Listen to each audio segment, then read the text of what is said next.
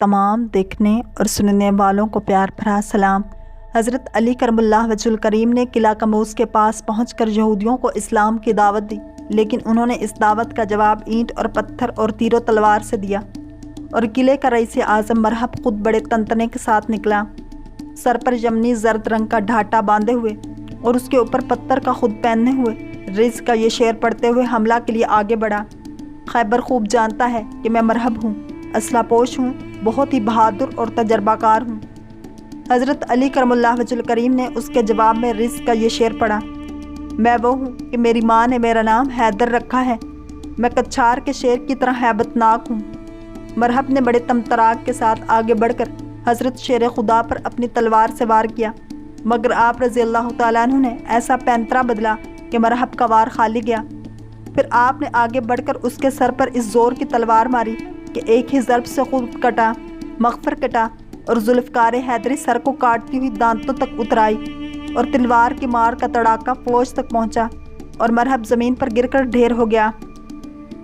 مرحب کی لاش کو زمین پر تڑپتے ہوئے دیکھ کر اس کی تمام فوج حضرت علی کرم اللہ وجہ الکریم پر ٹوٹ پڑی، لیکن ذوالفقار حیدری بجلی کی طرح چمک چمک کر گرتی تھی، جس سے صفوں کی صفیں الٹ گئیں، اور یہودیوں کے مایہ ناز بہادر مرحب، حارث، اسیر، عامر وغیرہ کٹ گئے۔ اسی گھمسان کی جنگ میں حضرت علی کرم اللہ وجہ الکریم کی ڈھال کٹ کر گر پڑی،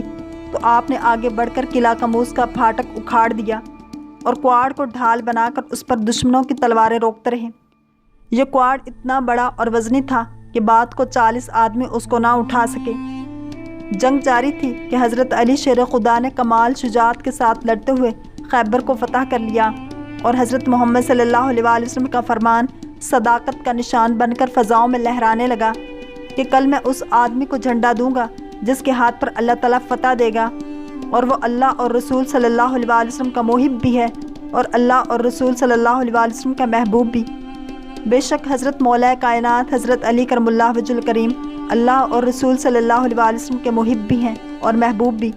اور بلا شبہ اللہ نے آپ کے ہاتھ سے خیبر کی فتح عطا فرمائی،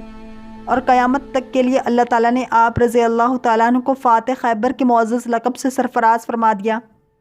اور یہ وہ فتح عظیم ہے جس نے پورے جزیرۃ العرب میں یہودیوں کی جنگی طاقت کا جنازہ نکال دیا۔ فتح خیبر سے قبل اسلام یہودیوں اور مشرکین کے گٹھ جوڑ سے نزاع کی حالت میں تھا،